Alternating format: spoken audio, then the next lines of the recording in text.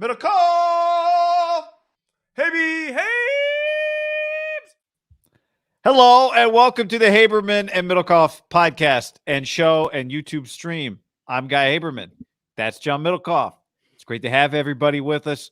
If you're watching live on YouTube on Tuesday afternoon, we just went to 49ers practice and Kyle Shanahan's press conference. If you're watching this video, hit the like button and subscribe. Our podcast is down in the description below. If you're listening to the podcast, then go on Apple Podcast and leave us a review. 5 stars, and leave us a question. Tell us your favorite bar if you want to do that. And we appreciate the support there as well. What are you doing? I was trying to do, under center, doing some motions, Omahas, bringing the receiver over. Then I went a little coach, high-low with the safeties. You can go hybrid. You can turn into a quarterback under center, into a coach on the sideline, doing where the safeties are positioned. If you watch Kyle Shanahan's press conference today, you heard a couple of journalism. I was a journalism major. Were you a journalist? You were agribusiness, business, but I tell everyone business. I just kind of mishmash some courses together. No one's ever seen a course load quite like biology. Like how Bali. A real buffet of options.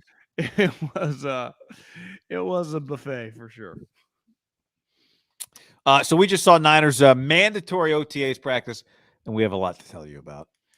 Before we dive into anything and start screwing around and having some fun, let's also tell you about our friends at Manscaped, the best in men's grooming. We all strive for gold in our lives, gold medals, gold watches, gold everything. There's a certain type of man who goes the extra mile. He walks with the confidence of an eagle and giggles in the face of danger. He goes platinum, John, like the Platinum Package 4.0 from Manscaped. Right now, go to Manscaped and use the code HAM for free shipping and 20% off. You know what the Platinum hangs their hat on? Really, the stalwart, the Deebo Samuel of the fleet would be the Lawnmower 4.0 guy. And listen, we get hair. Guy has hair all over his head. Some of us have hair on our chest. Some of us have hair on all over our back. Some of us have it on our butt, and we all got it in our pubic regions. That's where the Lawnmower 4. Have you ever tried it on your back at all? A little couple swipes back there? Not flexible enough. Yeah. Well, get in the. I can get an upper arm shoulder, but that's maybe a little yoga might be in your future, and then you can get back there. The Lawnmower 4.0. You and I have had it. We've had every single version: 2.0, 3.0, 4.0. 4.0 is the best, as well as the weed eater, weed whacker. Did I get that right?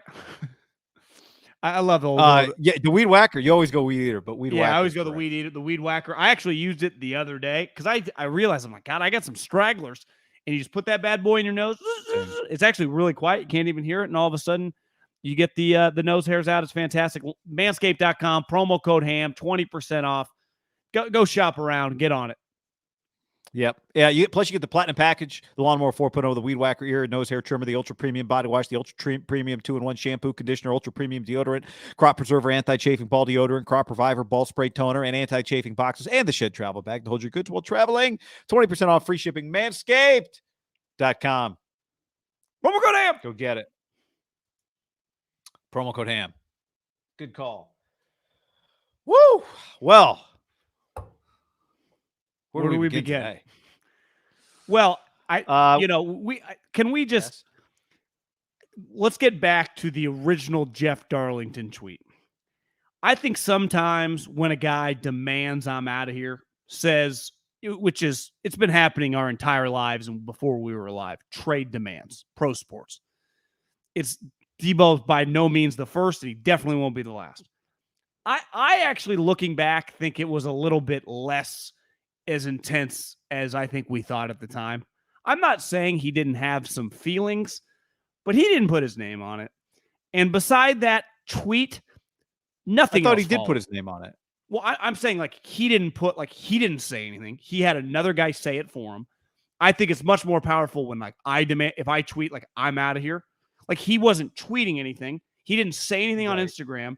He actually, and I kept saying this from the month leading up to the draft, he's actually not doing anything. He's doing nothing.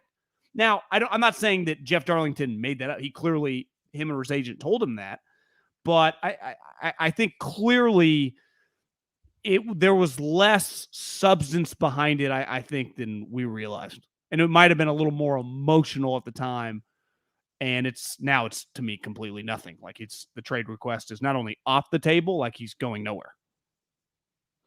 Yes, you talk about Deebo Samuel, who we saw at practice today, and because we had talked about yesterday, right, when we were streaming and we put on a podcast, that like whether he was going to show or not, no one really knew. Mayoko had reported that he didn't think he was going to be there, and all of a sudden he's not only there. I mean, he was, I'd say, played a pretty big role, running on the sideline with the offensive guys, high fiving guys. Good multiplying energy. Good vibes. The other two guys that his agent represents that have had a similar offseason, AJ Brown got traded and DK Metcalf did not show up at mandatory OTAs. Yeah, I mean, you are right, because here we are and he's not on another team and he's not getting traded. And maybe it was more immaturity than some grand plan.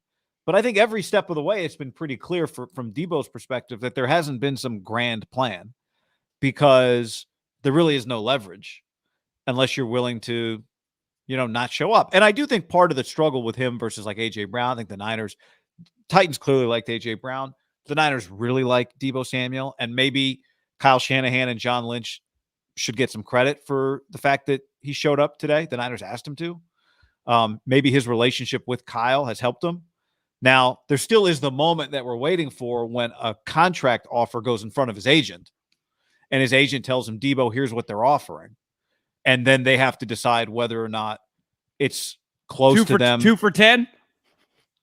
Yeah, I mean, it's, it can fall apart again if he suddenly hates the number. But the problem for him is that he is not making a lot of money right now. And so even the number that he hates is generational, life-changing money, right? Even if it's $19 million a year and that's too low, or let's say a number that was really too low. Let's say it's $16 million a year and $55 million guaranteed. He wouldn't sign for $15 million a year. He wouldn't sign for 49. He wouldn't sign George Kittle's contract. But I'm pretty sure George Kittle's life has changed since he signed the contract that Deebo Samuel, wouldn't sneeze at. And so at the end of the day, like, he is not in a position to tell them no forever. Eventually, he's going to have to sign the contract they offer him. And they're going to want him to be happy. It's in their best interest to make it worthwhile for him.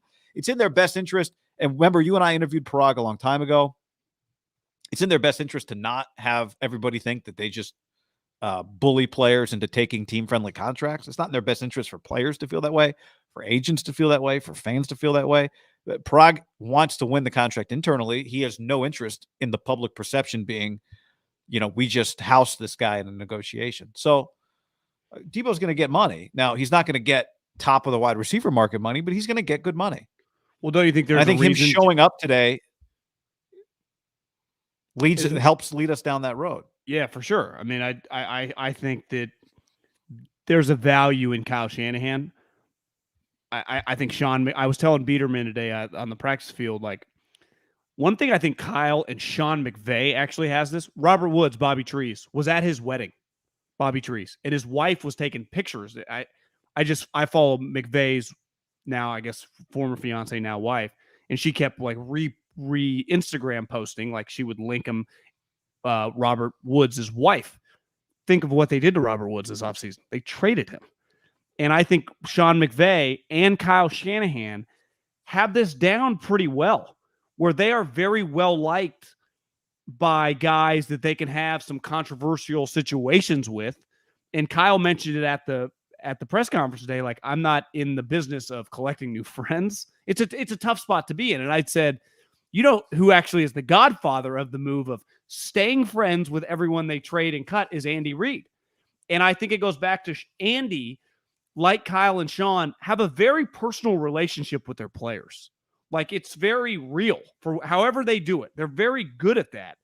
And I thought Kyle today talked about, like, things were getting weird on the outside. And Kyle basically just said, what any human says when you have a relationship with another person, my relationship, what I say to them and what they say to me is what I base things off of.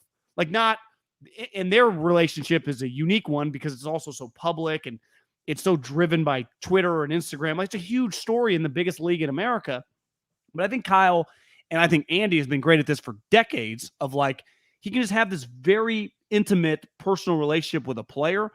And I think Kyle and Sean fall under the umbrella as like, they are really good. I got to give LaFleur some credit. I mean, he did a pretty good job with Aaron, though you could say Devontae went the other way, but that might have been out of his control. It just feels like this is the positive thing of a young coach that gets it. I think Sirianni last year with Jalen Hurts, they had some screaming matches, but they were always like, when you're kind of close to their age, I don't know, Andy's older, but when you just feel relatable and things can get a little weird, it never gets that off kilter. That's with Belichick and some of these old school coaches, they don't really have like personal relationships. So when it gets weird, it's like just business, fuck you.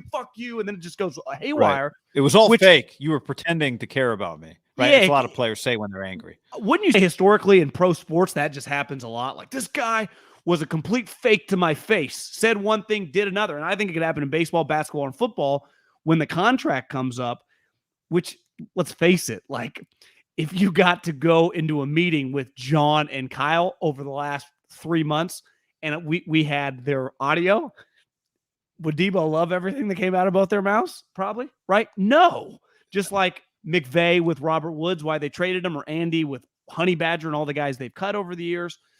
But that's the very, very, it's not an easy thing. Honestly, you could say the reason Deebo's there is more Kyle than actual Deebo. Like Deebo's there because of the money. If Deebo wouldn't have got fined today, right, for these next 3 days of $95 million, he would not have shown up. But the reason he didn't come to the ones that they couldn't find him at last week. 100%. Right. I wonder if you go like, do you think DK Metcalf and Pete Carroll have that great of a relationship? You know, who knows? Different when you're the play caller, right? I mean, it's a more intimate, like Kyle calls plays for Deebo. They work on a game plan together. Like ultimately, Pete probably more of a CEO, like a grandpa to DK almost in a weird way, right? He's also, he's the boss. But what have they? There are moments where you get closer with somebody. What have Pete and DK really shared? I think last year, I would guess that because what it felt like was Kyle Shanahan and Deebo Samuel walking in front of the troops, arm in arm, into battle for several weeks in a row. When it was just without either one of them, they were not making the playoffs, let alone going to the NFC Championship game, right? Trent was right there too. He just didn't care. He'd already been paid. Trent was right there too. But I mean, I think the two of them, we're playing chess. What if Kyle added himself to the front row when they walk out with the music this year? Like Kyle in the middle, arms locked. Do you think they go new song this year? Yes. Yeah. Be interesting what they go with. But we saw Deebo Samuel at practice. And here's what we saw. Deebo, as the team was warming up, I start walking around the practice field to go see the quarterbacks. We got no Trey Lance throwing footage today because during that period, all of a sudden, Deebo Samuel appeared behind one of the end zones. He was wearing a white long sleeve. He had a Niners hoodie on. I wondered yesterday, we talked, like, would he be wearing Niners gear? Be kind of weird not to, but, you put on the Niners gear, that's kind of saying, I'm here, I'm a part of this. And kind of the cutoff midriff Niners hoodie. He had the Niners little skull cap on with the Niners logo, had the football in his arm, had cleats on, and he was running hard. Like he was running sprints with the ball, the length, whatever that is, 52 yards, the length of the back of the end zone. And then is there two fields? They go all the way down? They go both fields? Or he just went halfway. Okay. The one end zone. And that's a 100-yard sprint and a 100-yard walk. It's really more than that. It's he's not Michael Johnson here. This is day one of his return, John. He looked good. I thought he looked good. I thought he looked fine in terms of his shape. And then you saw him a lot. He was bringing good vibes. He was like standing behind the offense, right? What was he holding? Like a play sheet or something? Well, I think, they script all the plays. So I would imagine they give him one, or maybe like one of the, I was going to say GAs, the quality control guys have extra ones that are probably get handed to him. And you can't fake when you're a positive guy or a negative guy. And I told you on the sideline, like ultimately, like looking back at T.O.'s career, huge ego, narcissist, me guy. He couldn't fake that over time, right? And as time went on, it became abundantly clear, still is. I'm not taking anything away from him as a player. Deebo is a happy, uplifting guy when he's around football in our experience. And I would say just obviously watching him last year, he felt that like whether he was angry or not, you put him in that environment, he's his positive, uplifting self. like you His are teammates who you like are. him. He likes them. And he's high-fiving guys. He's enjoying everything. There was a moment right before they broke to a period where he ran over to the receivers and they all kind of had a little moment. And just was it 2 weeks ago or last week where Aiyuk said they FaceTimed him? Like, it's not, even if, let's say, he had held out today, it isn't like some angry, I hate everyone kind of vibes just to begin with. That's where I kept coming back to, like, I think all these guys like him. And this, whenever it starts with that, like, truly, like, he wants to be there. Because sometimes when a guy goes, I want out, I guess it probably happens more in the NBA where it's a smaller group. It's almost like a reflection of, like, I don't like any of these guys, or I don't like the majority of these guys. I want to get away from these clowns. That's not really what it really felt like with Deebo. I was like, he's not a big fan of San Jose. And I keep going, like, I don't blame him. I hate that place too. But I do, like, once you put him back in the environment on the 49ers, like, at the end of the day, even if he doesn't love where he live, don't blame him for that. I don't think, like, George Kittle or Nick Bosa would choose to live here either. He does get to play for the San Francisco 49ers, which now he's a superstar on, one of the biggest brands in the league, and they're sweet, and his head coach is his play caller. Like, it is, for him, it's a pretty incredible situation for a guy that, like, not too long ago was at a college that, let's face it, like, bottom 4 school in the SEC. Like, he got a huge upgrade when he came to the pros in terms of his brand, right? In terms of the brand he plays for, in terms of the games he's in. He wasn't playing for SEC championship games in South Carolina. Like, they were struggling to go 500. Because it's hard to win there. Like, it's just, that'd be the equivalent of, like, playing for the Lions. I mean, it's just, they're one of the lower level SEC teams. Historically, they had a moment with Spurrier, but for the most part, like, Muschamp got fired for a reason, right? Shane Beamer, like, they run through a lot of coaches because it's hard to win there. They don't win very often. And now he's, in 2 of his 3 years in the league, I mean, he's got 2 NFC championship games in the Super Bowl, I guess. Well, he easily could be doing what he does for some of the teams that would have traded for him, and it would make him less of a story, right? If he was the same player he was last year on the Jets, it would not be as big of a story as what it was, being that guy on the 49ers. Also, here's the other thing. The reality is, and at some point reality has to hit, there's only one team that can pay him $50 or $60 million right now. There's only one team. There's only one. No one else can pay him $50 million right now. There is not another team in the league that can change his financial situation. The only one that can is the one who has his rights, and it's the 49ers. Like, that's just the reality of it. And I do think sometimes, like Kyle said something about, you're away from somebody, it makes it hard. You have disagreements. You actually talk. The inference here, you talk to one another. You can actually accomplish things person to person. And I think there's something to be said for the longer you're away, the more you hate. It goes both ways. Like, the more you build something up, or the more you could hate it. And for him to come back around his teammates, yes, this is not a perfect situation. This is not where I want to live, but there's other good things here. And if they pay me $50 million, I can keep hopping on private jets anytime I want. So, life could be worse. And it's not your typical job where you live there 12 months a year, right? I mean, exactly. he really has to play 6 months and then basically come one. Like, I think moving forward, once he signs a big deal, comes 1 week a year. Is he immediately then on the Trent Williams, Nick Bosa plan moving forward? I would say probably. Yeah. Be healthy, be paid, be in shape, and you get excused. And Trent Williams, it probably helps from Deebo's perspective that he showed up and Trent Williams didn't pay $15,000 to not be there today. And Nick Bosa didn't pay $15,000 to not be there today. Now Nick's richer than him. Number 2 pick. And we can get to Nick's contract here in a second. But yeah, I didn't know, like we talked about Monday, quite what to expect. That was better than I expected. Seeing him running, I thought maybe you just see him standing there on the side. Seeing him running to me was not insignificant. This gets back to what I said, though, Guy. I think if he's going to come, it is very hard if you're a good guy, you like your teammates, and you like playing football for that team. Like, you like the team. You like being part of that and those guys, to be malcontent guy on the sideline. Ultimately, if you are, I think, listen, whoever can pull that off, and I would say it's in modern day football, it'd probably not be many people. You're a fucking loser. And you would look back on, like, the guys who have truly done that, like, just kind of, it's been like Albert Hainsworth. I mean, T.O.'s the best version of a guy that had some moments. And look, he got run out of town by places. Like, they couldn't stand him. You would argue even bad guys can't pull that off. Like, you would have to have, like, it'd be very difficult to do. And you could do it. Like, it would be a scene immediately.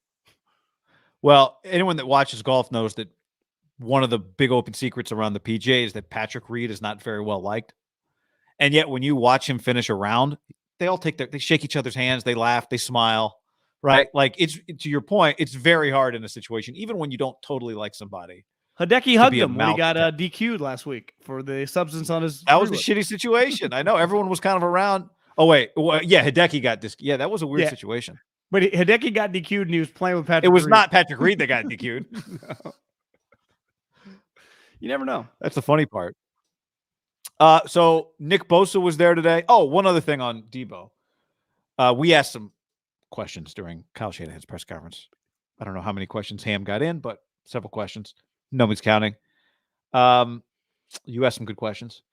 I should have asked a question. One of the last questions of the press conference, I asked Kyle if Deebo would participate on Wednesday. And he said, probably not. I'll talk to him. There's really no point. We're kind of protecting him. You know, he just got here. It was blah, a blah, no blah. with a lot of words.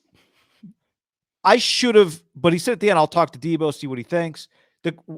If I could ask that question again, the question should have been, is Deebo not participating because he has chosen not to participate, or are you holding him out? Right.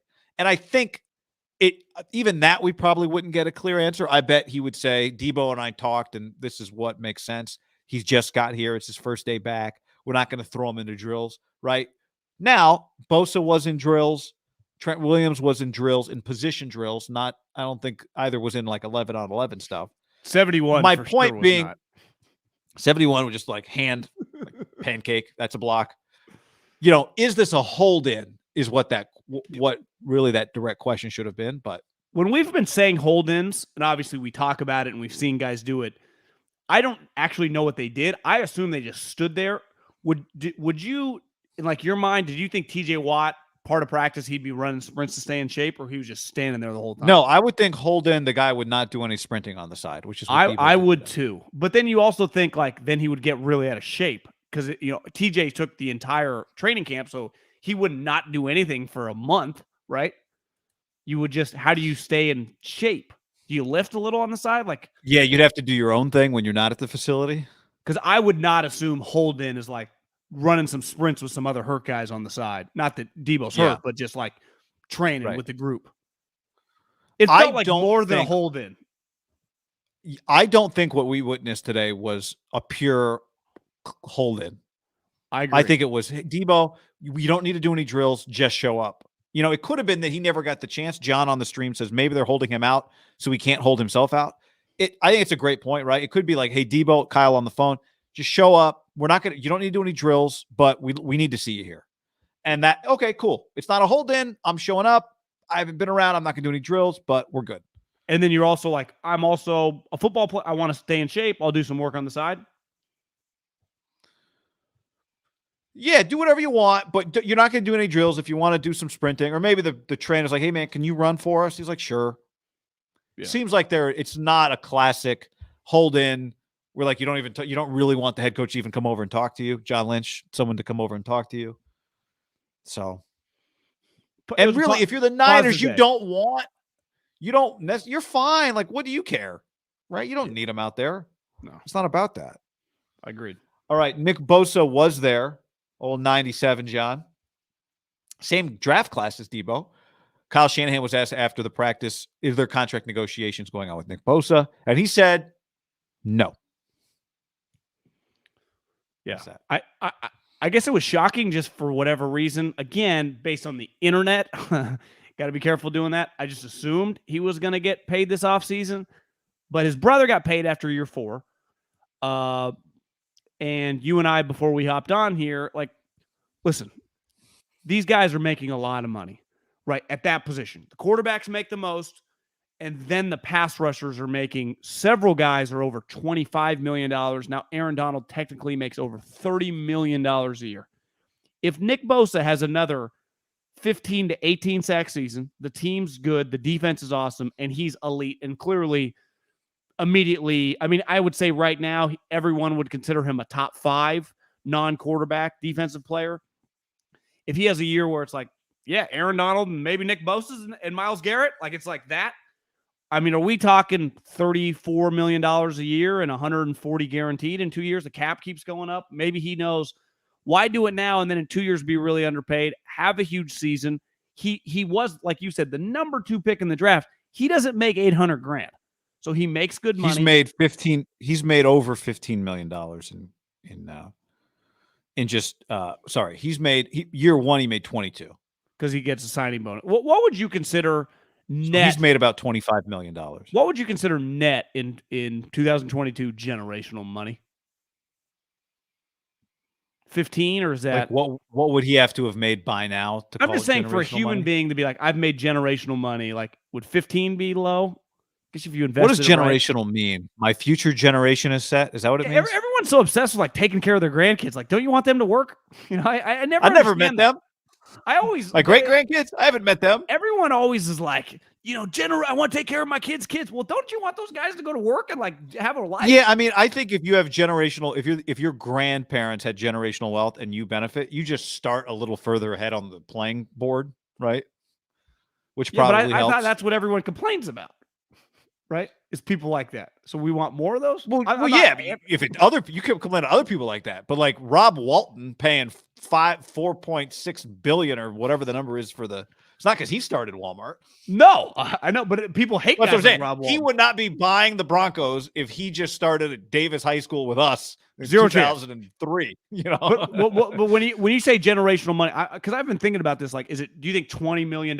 If I have $20 million, I think 20 definitely is. 10 depends, right? Like 10 can become if you do things with $10 million generational. Yeah, if you buy an $8 million house and you only got 2 left, you can also run through $10 million real fast, easily. I would say that Nick. But here's what's unique about Nick. Nick's brother has generational wealth.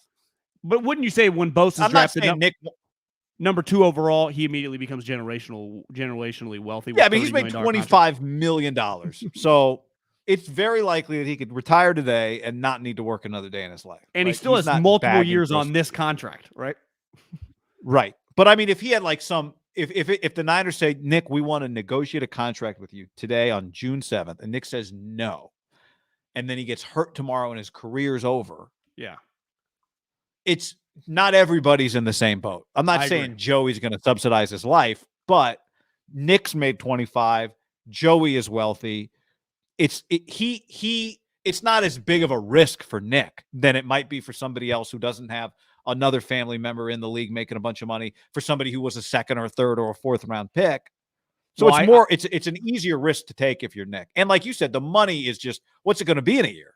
Well, you know about this, and I got into it with someone around Max Crosby, and I probably was unfair comparing Max Crosby's situation to the Bosa brothers, for example, because they were both top 5 picks. Because ultimately, Max, as a 4th round pick, right, when he extends himself after his 3rd season, he's only made a total of, let's say, he had $2.5 million on the 4 years. And ultimately, Nick still has, if he plays out the next 2 years, that 5th year option is basically like the majority of the NFL would sell their soul for that, whatever that value is in 2 years, what Nick would be, right? Because that could be $20 million in 2 years alone, guaranteed. So it's a guy like Max Crosby can't risk, I can play another year, be another all-pro, and make 30% more, but it could also go the other way, where a guy like Nick Bosa, Khalil Mack, and Aaron Donald, they just had more money in the bank. I mean, dramatically more. So they're in a position to, but they're still a risk. Right now, the Niners would, I'm sure, give Nick Bosa $105 million guaranteed. Now, he could play it out, have a huge season, be Defensive Player of the Year, and maybe take that number to $138 million the following season. But it could also, he got hurt in high school, remember? Didn't he tear an ACL in high school, tore an ACL in the pros, had a hernia surgery his junior year in college that, remember, knocked him out. The third, I forget what game it was, but it ended his season. Early. So he's had 3 major injuries at every level. Might have been able to come back at Ohio State or no? Was it one of those? It was remember they didn't make the playoffs, and he just he came around. I think the Rose Bowl or whatever, which was the right move. Yeah, but you could you could argue if you were in Nick's camp, if you were looking at Nick, there is some risk involved in this. You could make an astronomical amount of money and just avoid any. Obviously, if you play and you're healthy, you're going to break the bank and have a huge season because you're an elite player. But if, like, could we broach it with them and they'd even be willing? Or is it one of those, like, ultimately the Niners don't want to extend him right now? He's like open to it. You might as well just play it out. Because if you don't want to extend him and he's cool with playing it out, it's always the right move for the team to let it keep going, right? The Niners are cool with letting this play out. If you don't want to extend him. Yeah, the Niners also right this second don't have a lot of money to play with. Deebo is a greater priority. But if they extend him, they can drop the cap. You know, they can play with everything. That's true. But nothing's happening right now. And I think from Nick's perspective, I understand it. If he has a big season, that number could be astronomical next season, though, right? Huge. Like, what was the Lamar? You were telling me about you were in the car listening to Albert Breer, what he said about Lamar Jackson? Well, he said last year when the Ravens could have extended Lamar Jackson was extension eligible. Josh Allen got an extension. He had, at the time that Josh Allen got an extension, like the way we think of Josh Allen right now, there were still some questions marks last year at this time. And they gave him whatever, a huge sum of money, right? Or maybe it was right at training camp. Lamar Jackson did not get a contract. Well, at the time that Josh Allen signed, there were 3 quarterbacks that were at that 40 or above. And really, most of them were like 40 or 41.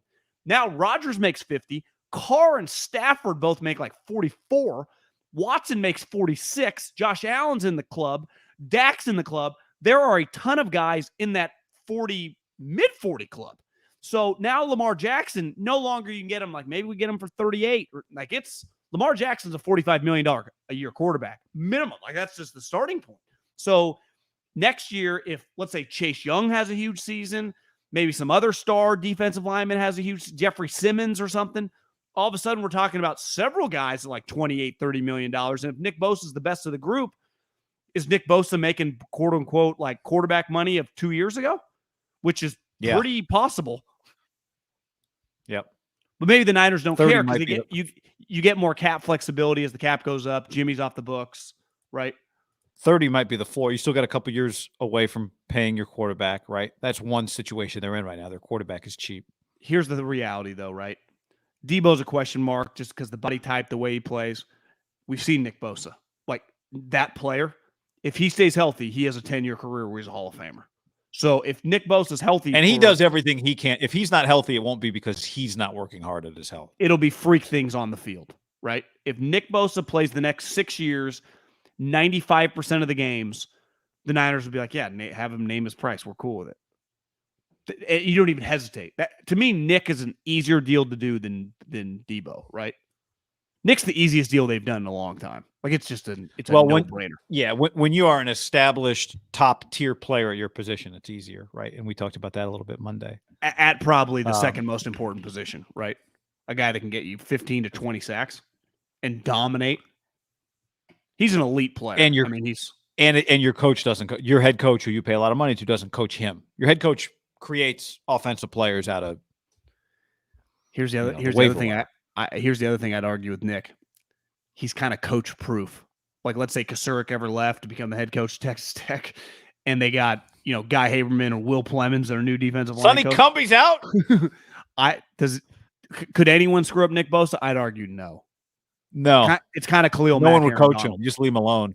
Yeah, it wouldn't be. He's uncoachable, and not in the sense that he's hard to coach, in that he doesn't need to be coached. Yeah, you just say you go on the left or right wherever you feel comfortable. Let it rip. We'll just line the other 3 guys up, and you pick a side. That'd be good defense. Just let Bosa. He lines up behind the nose tackle, and then he picks a side depending on what he's feeling. I feel like Khalil did that for a while. Just like, I'm going to go here. Yeah. It's just like basically like Peyton Manning have control of the offense. Just let Nick Bosa have control of where he lines up. Yeah. Oh, he's lining up just next to Drake Jackson on the same side. It's a double wide 9.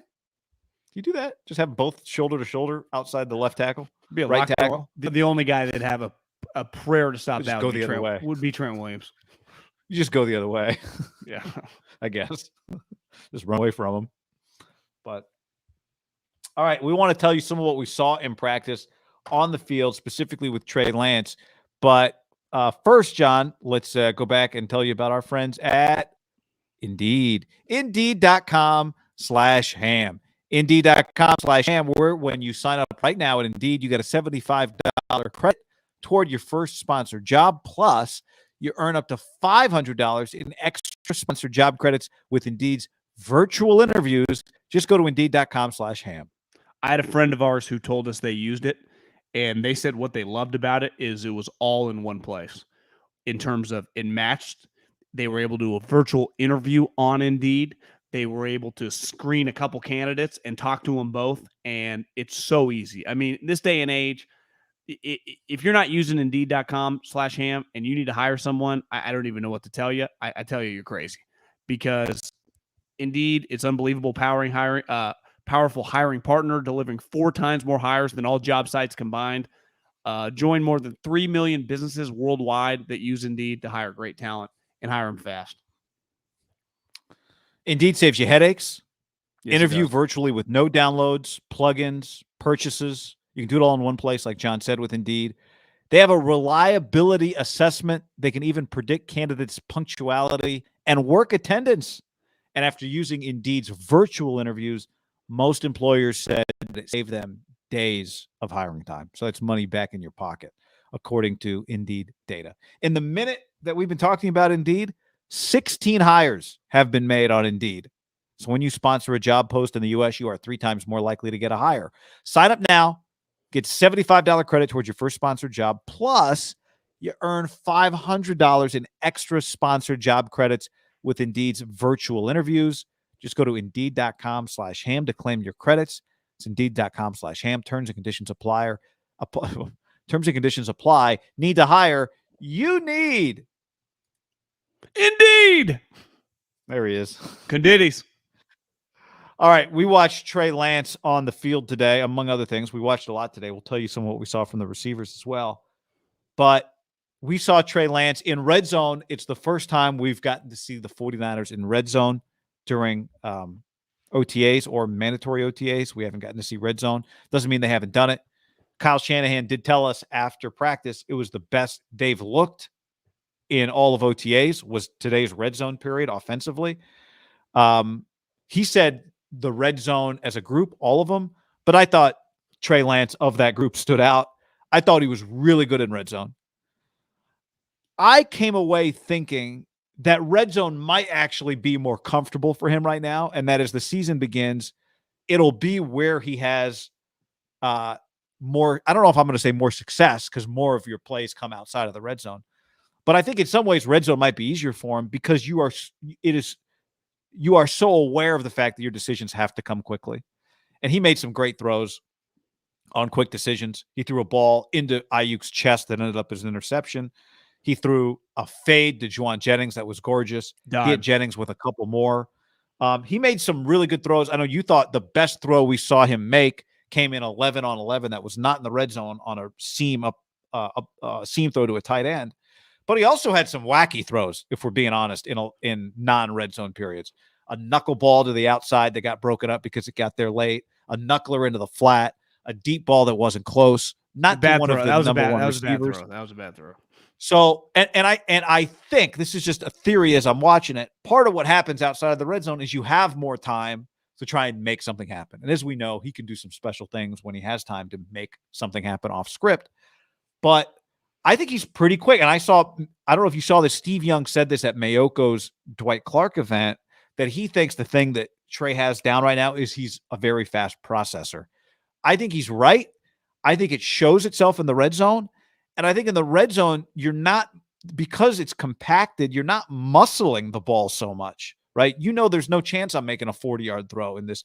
I'm either throwing a dart, I'm throwing a fade. I got to get one outside to a running back. Whereas there are times it felt like in other scenarios where he's trying to make plays down the field or where he's off script, where he tries to muscle the ball a little bit and loses a little bit of accuracy there. Just a theory. Again, we've watched a handful of practices. That's what we saw today with red zone. It's taken a slice of the pie and kind of building a theory off of it, but that's where I am today after watching practice. I texted a buddy in the NFL that had sent me some clips from last year that were pretty ugly on Trey. And I said, listen, I'm not trying to act like these OTA practices in 2022 are the end all be all. We all agree they have a huge red flag next to them in terms of meaning, right? I don't think, because we do that with training camp practices, like, God, Haberman, how about the 6th rounder? He makes every play. And then like the camp and then the preseason game, and it just things happen. Trent Sherfield looked like Larry Fitzgerald last year in the first week of prep. You just never know. But like I have to say, he has been better than I thought the 3 weeks that we've taken him in.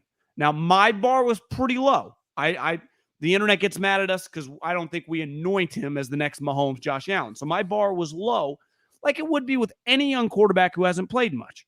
Like if Trevor Lawrence was the quarterback, my bar would not be low. I would be much more critical on a wheel route going over. I still think that's something we've talked about he has to work on. But that red zone period was obviously awesome. The offense dominated. So it's like sometimes that just 7-on-7 we should mention too. 7-on-7 he looked good. And I'm telling you, that pass that he made. Sorry, John. I'm just saying red zone was 7-on-7. Oh, yeah. There's less clutter, right, with the lineman in your way. Yep. But that throw that he made down the seam was just, there are going to be plays that are going to happen this year. Because one thing you and I were bullshitting on the sideline. I said, well, it's inevitable. And this happened with Jimmy too. He is going to make some plays because they're going to play in important games, right? Like ultimately when Zach Wilson or Trevor Lawrence, how much do you feel like you watched a lot of Trevor Lawrence last year? Because I don't. Because you know why? His games didn't matter at all. We just kept making fun of his coach. I didn't watch many Jets games. Honestly, the only Jets game I watched start to finish was the one on Thursday Night Football where they sucked. And like Josh Johnson was their quarterback. They played the Colts. So Trey Lance, because the Niners, like, let's face it, the Niners are stacked. Like, they are really good. They went to the NFC Championship for a reason, not their quarterback, their fucking team. And now their team, in theory, should be better. They had another pass rusher. They had a sweet running back. They had some free agents. Their team is good. They are a top 7-8 roster in the league. So this quarterback, he, in a weird way, doesn't need to be exceptional. Now, his physical attributes are going to allow him to do some exceptional things that they weren't able to do last year in the passing game. But he could also, like, there are going to be plays, and this might happen I'll just pick a random week, like week 7, they're playing the Cardinals in a big game. Both teams are 5-2. Kansas City, John. Week 7. Kansas City. Check the board. They're playing the Chiefs. They're both 5-2. Somehow CBS gets that, and it's Nance and Romo. And it's like, oh, shit. Is that a 125 game? TBD game? It's on Fox. Okay, so it's Olsen and Burkhardt. Burkhardt and Olsen. And that game is big, and they're both 5-2. And it's like, okay, Trace passed every test, throws 3 picks in the game. Mahomes throws 4 touchdowns, and the Niners lose by 20 points. And everyone's like, oh, it's going to happen. Who cares? Right? To me, I'm already prepared to live with some of the boneheaded things as long as he can be efficient like we saw today and then have the exceptional explosive plays. That, like, honestly, if Jimmy just had 2 more explosive plays a game, like legitimately not the yak plays. And I think Warren Sharp put out something the other day on Twitter to like really put it into context because we were going back and forth. Remember when we were looking at the numbers last year, like didn't add up. Yeah. It's the yak numbers were crazy. I'm talking like legit bombs to Aiyuk or to Kittle down the seam or to Deebo or to Jauan Jennings. I'll tell you, I think even one Garoppolo more explosive game would have changed their offense. Yeah, because they won 10 games with the way they played. Just one. What if Trey could give you 2? Because he can, right? Just with his arm strength. Yeah. You're going to get again. He might. They're going to have shots. This is why he's going to call shots this year, right? Besides just because Kyle naturally has the built-in plays, the Y slip out, and just the natural shit where guys are going to be wide open. He's got to hit those. And Jimmy was hit or miss. Obviously, the other quarterbacks missed way more. Can he just occasionally? I'm talking just occasionally during the game. You're right. It might just be one play. Hit Aiyuk on a 50-yard bomb. Remember when it happens, when he tries to make a play that doesn't work out, that Garoppolo did not play mistake-free football. Just remember, just file that one away for next time. I don't think anyone will totally Jimmy might have made that. No, but I think sometimes in the off-season, we forget that Garoppolo taketh and giveth and doesn't really giveth as much. What if he gets traded to the Browns and wins the MVP? Big play. Well, he could be good on the Browns would be a great spot for him. And I think it's a real possibility that he ends up as the Browns quarterback. But, I think it's funny. All the talk of Trey's mechanics is everybody but Trey and Kyle. When Trey and Kyle get asked about it, they really downplay it. I mean, Shanahan, every time he gets asked about Trey's mechanics, acts like he doesn't even understand why the question's being asked. He's like, I don't. Yeah, he's the same stuff. And I think it might be legit because every time Trey is asked, he's like, yeah, we're not really doing that much. We're just trying to fine tune some things. I think there are times where the way he tries to create plays create bad throws where his ball doesn't get to where he wants it to go the way he wants it to get there because he's really trying hard to force to make a play. In the red zone, I think you're probably more mechanically sound in the red zone because the decision is quicker and the throw is likely not going to be you're not running out to one side and throwing it to the other hash mark. You just don't have time. There's not enough space because you already have, and we asked Shanahan about this today, you already have 3 points. So you're not trying to make too much extra happen because you already have 3 points. Unless you're Jimmy Garoppolo, I thought he looked Green Bay Packers in the NFC. Unless you're Jimmy Garoppolo against the Green Bay Packers. The other thing overall, I think Trey just continues. He looks really comfortable, really at ease. Multiple press conference now I've watched. Take it with a grain of salt, whatever it's worth. I think he handles those situations really well. But I think just watching him on the field, he really looks.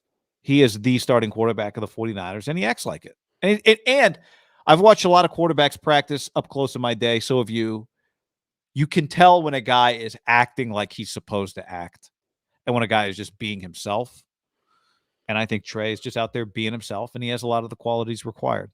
After these 3 practices that we've attended, and we'll be there again tomorrow, and if Thursday happens, are you pretty confident that like Jimmy's done here? Because I am at this point. Yes, I have no doubt in my mind that they think of Trey Lance as the starting quarterback and do not really even think of Jimmy as some sort of emergency safety net.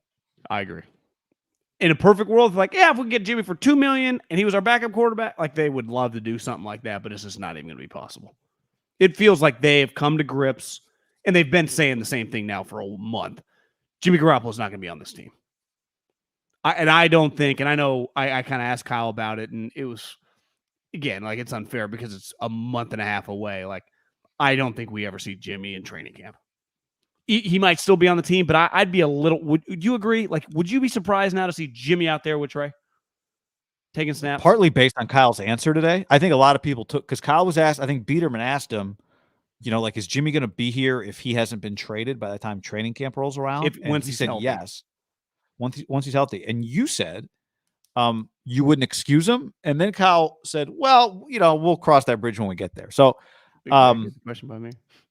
Yeah, that was good. I didn't want to put him I'm not trying to get too aggressive with him because I want him on this podcast. I'm not an adversary, but the way he said that was like, wait, so you bring him to practice, and then he kind of pivoted fast, didn't he? Yeah, I don't think I've seen a few people in the chat saying that he definitively said today, and that is what he said. But I'm telling you, I didn't. My overall takeaway was after the follow-up, like, I'm saying that now because it's June and that's what I can say now. But when it really comes time to cross that bridge, and you could argue, John, because no one's acknowledging that Jimmy's not dramatically better than the other two guys, and honestly could do every bit as good a job Trey early on, right? We all acknowledge that. To me, there's also just he's definitely better than the other two guys. Yes, he's definitely better than the other two guys. To me, the only reason to have him out there is if you think there's a possibility you're going to restructure and make him your backup quarterback. Because otherwise, he's then taking reps away from the players who you're actually going to use. And there's no point in doing that. No. Right. And he's not going to be getting starting reps over Trey. So he'd be taking like Nate Sudfeld's reps. And you don't want to take Nate Sudfeld's reps if he's going to be making $27 million, because he's not going to be your backup quarterback for $27 million. Be weird. So let's talk about the playmakers. We mentioned Jauan Jennings. Without Deebo out there, it looks like a pretty good group. Kyle Shanahan said Jennings and Brandon Aiyuk have had as good of off seasons as they've had since they've become pros. And I think it looks like it when we watch them play. I think Kittle did not practice today. Kittle and Fred Warner did not practice. Aiyuk has looked awesome. This whole time. I do think Jauan Jennings, not that he's looked bad. I just hadn't really watched him much besides a play here, play there. I focus on him today. He looks fantastic. And I wanted to ask Kyle specifically about him because obviously Kyle, he's a wide receiver coach at heart. Do you agree? He loves Jauan Jennings. Both those, I would put the way he talked about them as a package deal. Like they were the leaders of the group and kind of the leaders of the offense with Trent. He didn't say this specifically, but Trent, Kittle hasn't been practicing. And, obviously Jimmy's gone, Trey's young, and Deebo's gone. So it's like those guys' leadership. And then you just watch them play, in which the urgency in which they have, like those guys are coming to fucking kick ass and take names every day. Now, Aiyuk, we understand it. First round pick. He's had game-winning touchdowns. Like he should be a high-level player. I think the emergence of Jauan Jennings, and we saw it last year, like if they can get that body type to be like a legitimate starting level wide receiver with their other two guys, their offense is loaded because we know how good Deebo is. We know Aiyuk is only getting better. Kittle's a star. Juszczyk is a stud. They got 8 million running backs, and you throw Jauan Jennings in the mix. And then if Aiyuk or Deebo misses a game or whatever, I actually feel better about their depth at that position. Like Jauan, I think his upside to get money eventually from someone else like Kendrick Bourne did is much higher, right? With his body type, how he'll be able to produce in the red zone. I could see him having an emergence where like someone eventually pays him a lot of money. Now, I'm not talking like Christian Kirk or whatever, but I could see him having some moments these next couple of years where you're like, holy shit. And if you're Trey Lance, I'd throw it to that guy. Why? He's huge. His body type, he just, I keep thinking Aiyuk's small, and then he ran by us today, and you're like, well, he's way bigger than you realize. Well, he almost ran into us while we were talking to Cal Poly coach Will Clemens. Yeah. And obviously Deebo and Aiyuk, they're smaller wide receivers relative to the NFL, but they're still, when you walk by, like when you were getting close to Deebo, he doesn't look like a small human being. But Jauan Jennings is legitimately 6'3". He's a jump ball guy. But now he's moving like he's moving. Don't you feel like his movements are just, he's way faster? I think anytime a player has the season that, like a young player has a breakthrough early career like he had last year, I can't even imagine the level of confidence that gives a guy going into the offseason, the amount of ownership he feels over, it's probably different. You're coming into last year, all you're told is like, hey, man, just block. You got Deebo and Aiyuk and Kittle, and you're kind of in the background. You're not guaranteed to make a team as a 7th round pick, even your second year, right? Jauan Jennings wasn't guaranteed to make the team coming into the season last year. You make play after play after play, third down, big games, touchdowns.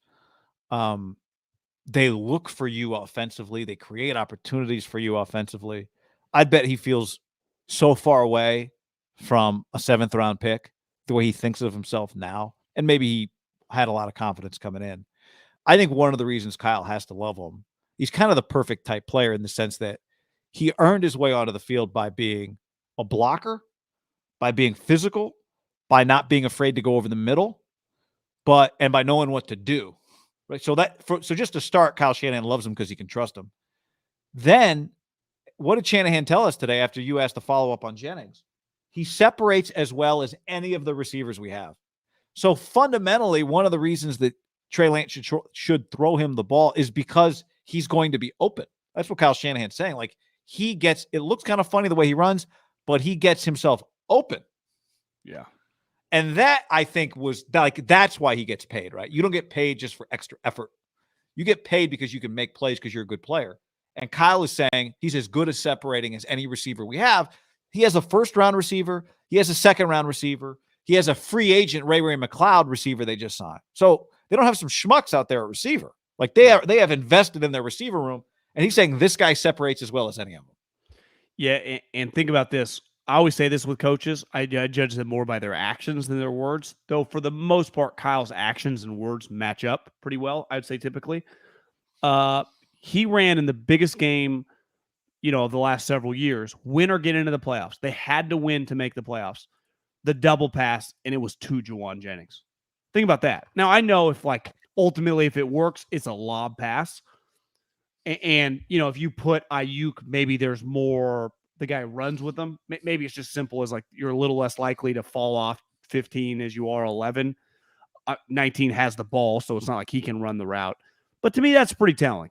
And by that point in time, he got huge balls there. I think he had another big catch in the Dallas game. I mean, He looks the part. And I told you this on the sideline. Like, if you didn't know the Niners roster and you just came to practice, and I said, they drafted that guy 2 years ago as the 17th pick in the draft, it'd be believable, right? Just the way his body size, the way he carries himself.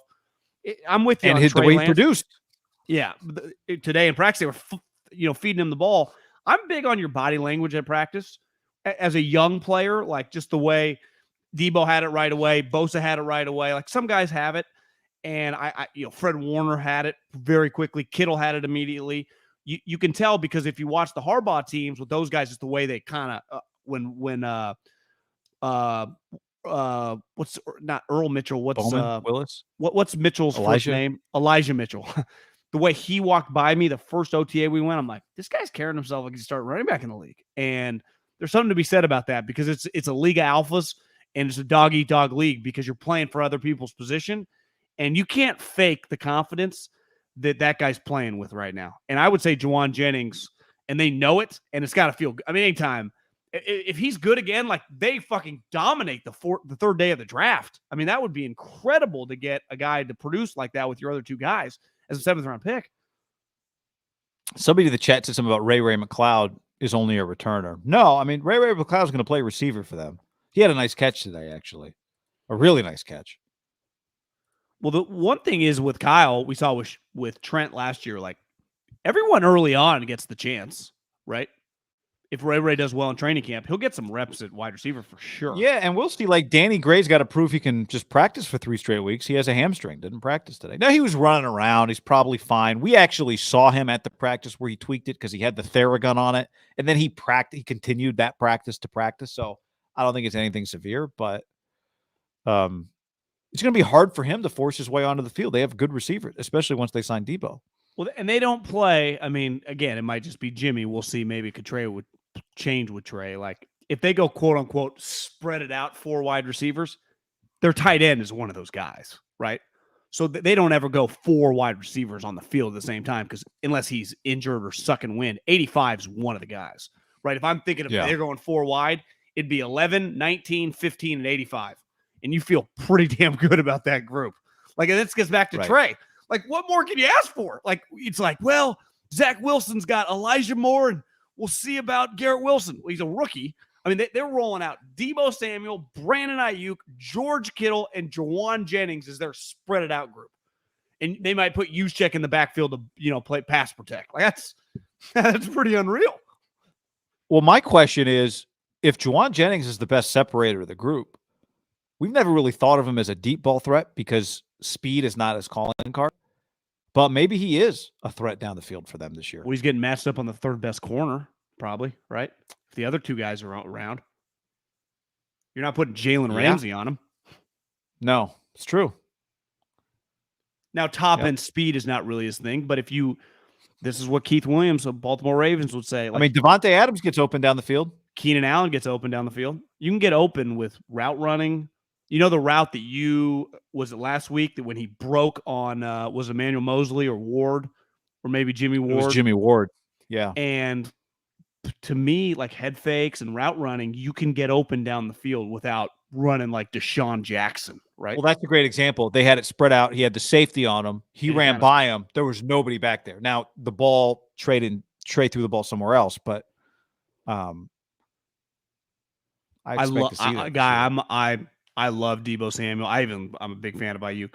I'm a sucker for a big wide receiver. And he's the biggest. He's the only big guy they got. By a mile. He stands out in their group, right?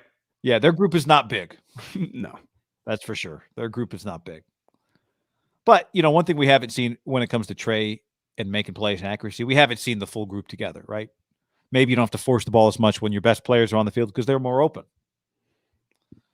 So, a couple questions here in the chat. This is from Randall. Thank you, Randall. Kyle said he expects Garoppolo at practice once healthy if he isn't traded. With a guaranteed $27 million if he gets hurt in practice, is Kyle serious with his statement today? Like I said, like John said, I'll believe he's on the field when he's on the field at this point. I'll be stunned if we ever see him coming out, August 4th, and when they come out kind of that little area, if he's one of the guys running out. That's a good point. We've never really talked about it like that. Like, no, that is a good point. You could not have Did Drake Jackson just take out Jimmy's knee? That'd be bad. Or did he just step wrong trying to make a play? Jay Aguayo, 56. Could this team be deeper than Harbaugh's team? Defense is I don't think I would say. Defensively there's deep. Not as many top-end playmakers on defense. What was the receiver group? Crabtree. The receiver group wasn't great. Vernon. Yeah, they drafted AJ Right, Jenkins. you did have a good tight end. No, he was not. I would not count him. Felt like they had Frank, Bruce. Their running backs were good. Frank, Bruce Miller. The one dude from Mississippi State, Dixon, was solid. They just had a lot of big bodies. Yeah, it felt like they ran the ball and they threw it to Vernon and Crabtree. I mean, that was kind of their. Kyle Williams had a cup of coffee. They got Manningham. They got Anquan. I mean, remember that, They got Anquan after the Super Bowl. The Super Bowl team, Crabtree had 85 catches. Manningham and Vernon had 42 and 41. And they had that's right. They had Randy for a minute. Delaney Walker made some catches for him. But the next year, the Anquan team. Was the Super Bowl team their best team? Maybe they peaked at the right I actually moment. think this group, the Anquan team probably had better. Anquan, Vernon, Bruce Miller, Crabtree was hurt or got hurt, so that interrupted that year. I mean, Michael James. It was so much about their defense. Bowman, Willis, Reed, Whitner, Brooks, Rogers, Tremaine Brock, Justin Smith, Alden Smith. Ray McDonald played a bunch for them. Ray McDonald shithead, dominant player. Yeah. Hard to beat a front seven of Ray McDonald, Justin Smith, Glenn Dorsey, Ahmad Brooks, Alden Smith on the edges, and Bowman Willis in the middle. Like I like their linebacker group. Fred Warner. I can never say his name. How do you say his name? 51? Aziz Al-Shire. Aziz. And Greenlaw. Like that's a really, really good group. I would take all three of those guys. Not a soul would take those three over. Would you rather have either Bowman or Willis by themselves peak and then just figure it around them? You might. I mean, we're talking about Hall of Fame level. Would you trade in their peak? O-line was better. All three for just one of those two peak. Wait. Who am I trading? All three linebackers. Greenlaw. Who's Azier? These guys. Yeah, Fred. For just one of those. For one of those guys in their peak. I like Fred. Yeah. Although, I mean, they might have their linebacker. I mean, I think Aziz and Dre Greenlaw are both free agents. So after this year, but Harbaugh the O-line was really good. Yeah. Trent would have started for them, but that'd probably be about it. You would have taken Joe Staley's job? I don't know what you do. Maybe trade Trent for some other sweet player? Trade Joe? Probably what you do. I mean, Harbaugh would have loved both. Would have loved Trent. Maybe just maybe we get rid of Davis. You potty. I mean, what would Kyle do to have you potty in his peak? He was a monster. Yeah. He's pretty good. DK, we mentioned DK did not show up today. I'm not looking forward to what feels like a year in which the Seahawks are going to be very irrelevant. I hope it's not the case because the Seahawks relevancy is great, but it does not feel like they are headed towards that right now.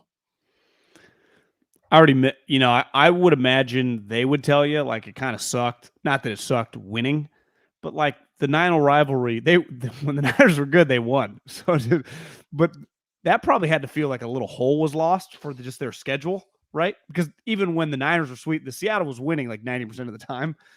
But like once the rivalry, it was like, you're just eating turkey on the 50 and Tom Sula doesn't even know what down it is. That it's going to suck the other way. Like these last couple years, like the Seattle game, even they were shitty last year. I was like, I don't feel great about this. And I think they lost both of them. Yeah, they did. So I enjoy Seattle games.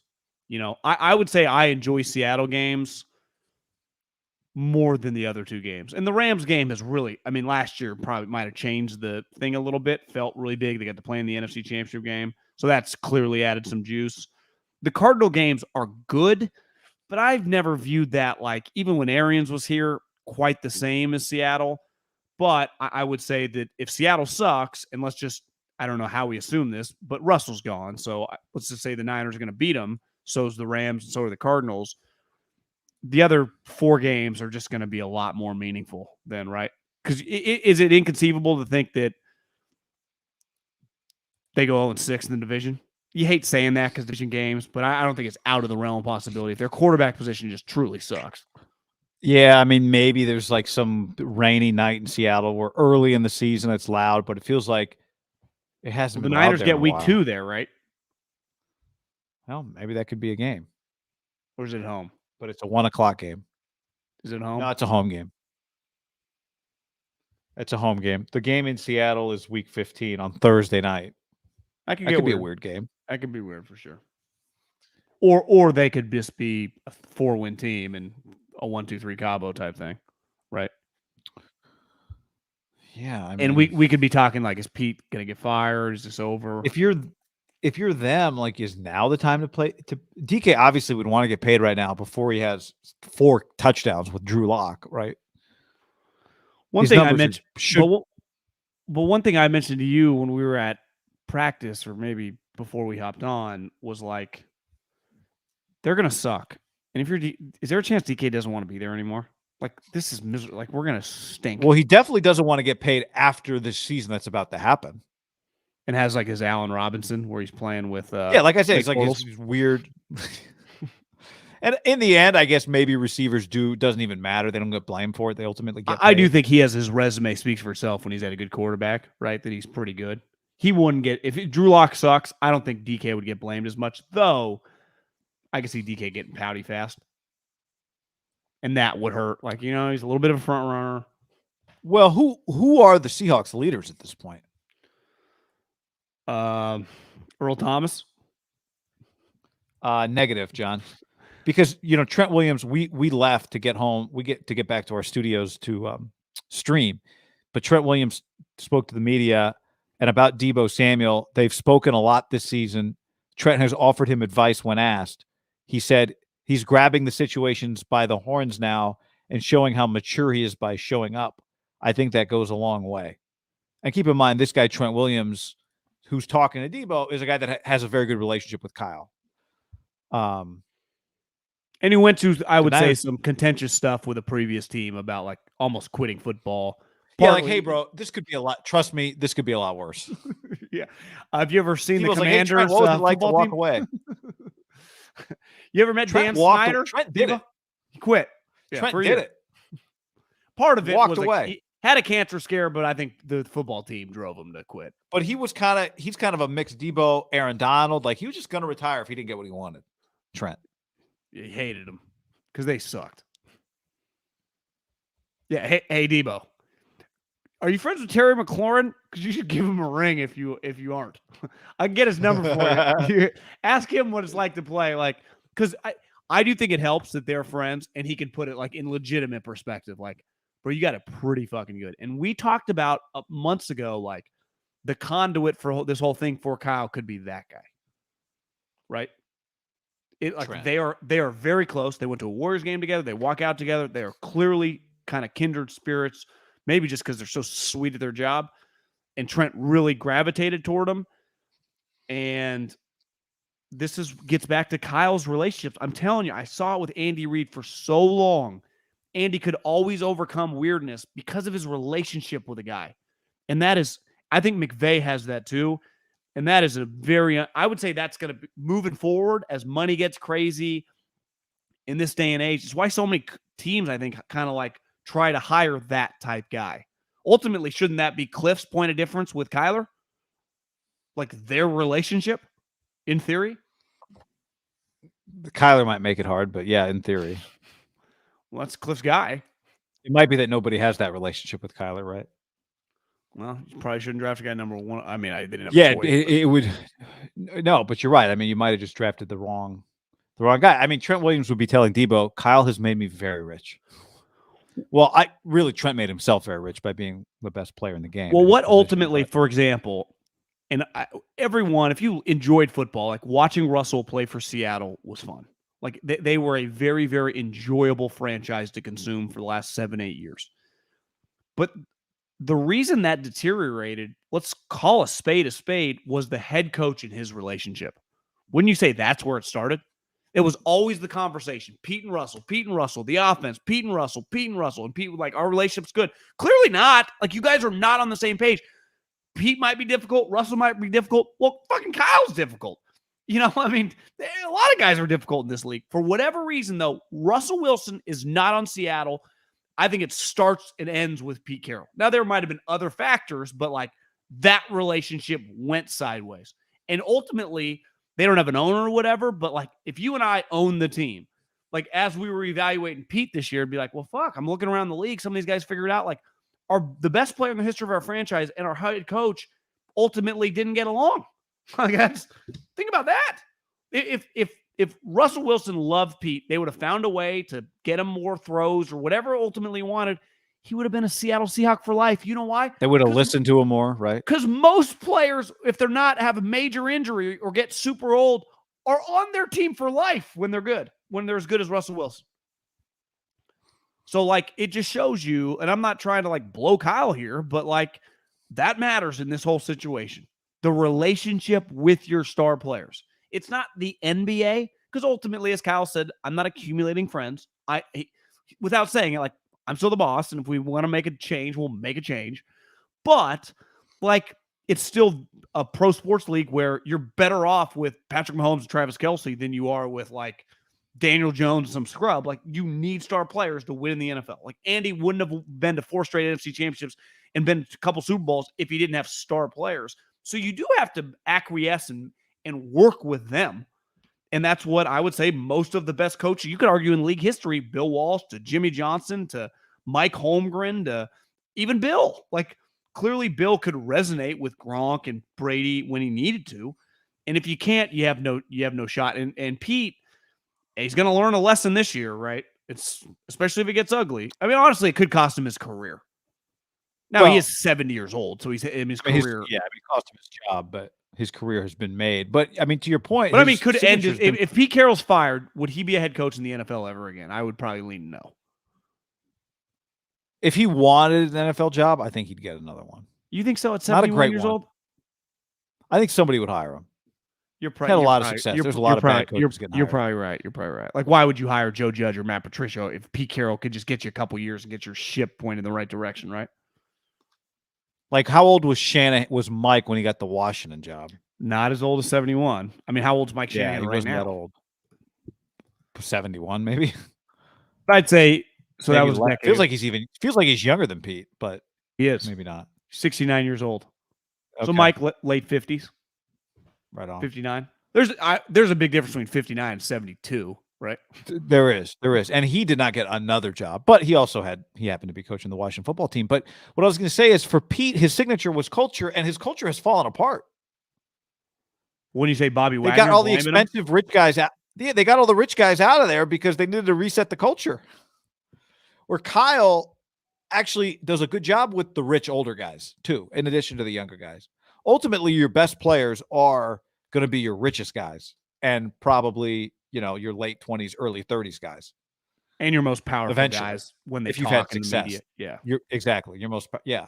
Who loved him immediately when he got here? Joe Staley, right? Loves him. Kyle tries to hire him, and he won't take. Joe'd been through some shit. Joe was ripe for a good relationship. And look, I think it says a lot that you're right. We don't need to talk about John. What about the Bobby? But think about the Bobby Wagner situation. That John thinks that Kyle has a good handle on things says a lot. John Lynch thinks that, right? Because John Lynch was a player on a team that needed a lot of help in terms of just personalities. Think about the Bobby Wagner situation that, even they had to admit, like, we fucked up. I don't know if you're allowed to fuck up on a guy of his stature, right? Like, ultimately, when Joe Staley was going to decide. How do you not know how to handle that situation? Because they clearly struggle at it. It's not even debatable at this point. They really struggle at it. And listen, I'm not good at goodbyes either. It's not easy. I'm not acting like, but other guys figure it out in the league, and they, for a successful group, I would say, to me, I don't even put it in the category. I don't even put it in the category of like goodbyes so much as I just put it in the category of basic communication. Like there's two of you. There's Pete and there's John Schneider. Not one of you said, let's just have a sit down with Bobby Wagner. Let's just do that. Did one of them did Schneider want to do it and Pete wouldn't let him? Like, I don't forget about goodbyes. Like, that's just, I don't know. I would imagine they're non-goodbye. Yeah, but not even decency. Just like, this is the best way to do business. I agree. Like, it's better for all of it. I don't know. Bizarre. Very bizarre. It is bizarre. Iceman says, can you clarify what Kyle Shanahan said about Dee Ford? He said he's coming in for a physical and will play, but not for them. I took Kyle. I just one last physical here before we cut him and save money. Or maybe let him retire. I guess when he said not play for us, maybe Dee doesn't want to quit yet. Did you take it that way? I didn't really. That's how I took it. Yeah. They're like, Dee's going to try to keep playing. Which seems a little crazy to me. Doesn't like, bro, just retire. Yeah. I would imagine somebody would give him a look on a flyer. Wouldn't cost him anything. I will say this for Dee Ford is that the San Francisco 49ers trading for Dee Ford and then having to work some of his money. Generational. Is the best thing that's ever happened to him because he made almost $60 million in his career. How much of that did the 49ers pay him? 30, 40?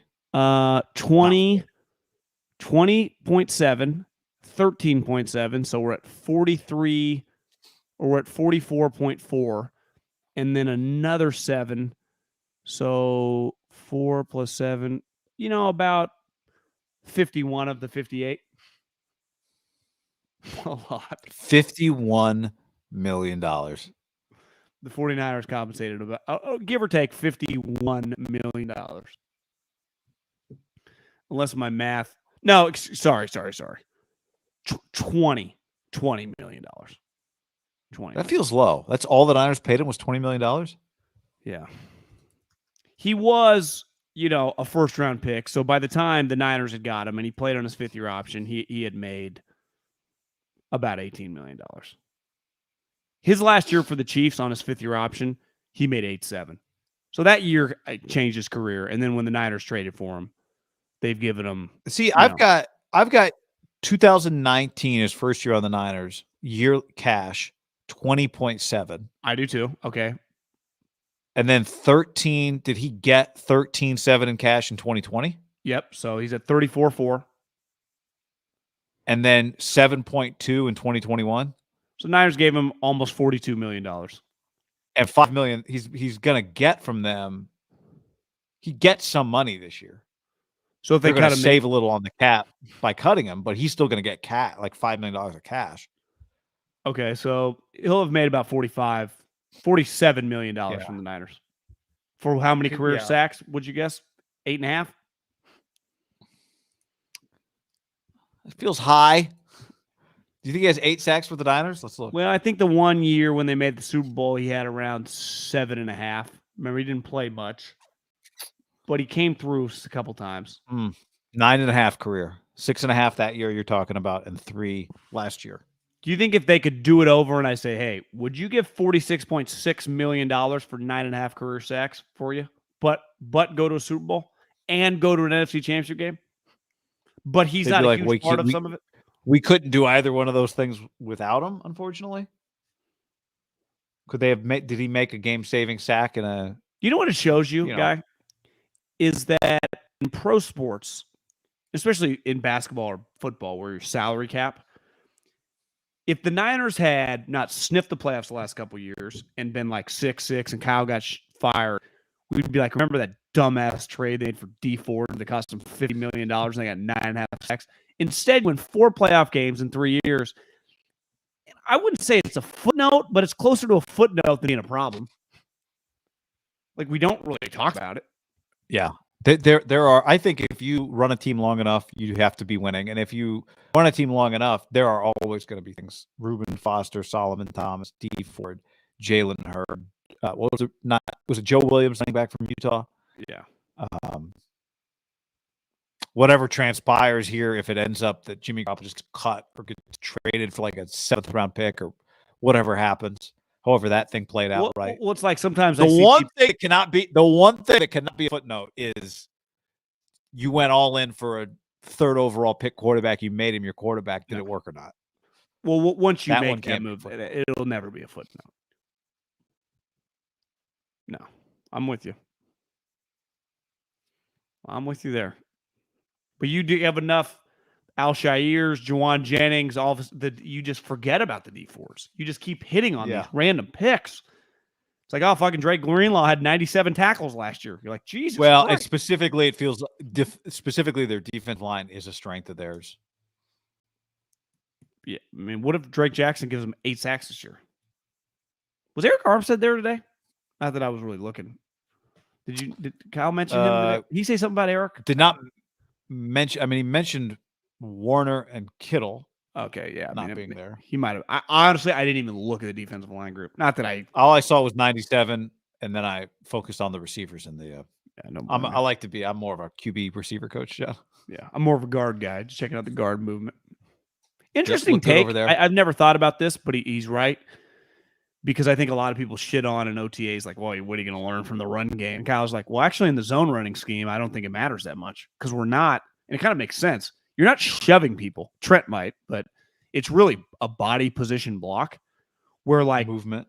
When I was at Fresno State, we ran power. You can't run power when you pull a guard up a hole on shorts and t-shirts, but you can run. Like, if I'm just reach blocking you and we're just moving our feet, Kyle is kind of right. Like, yeah, actually, I can.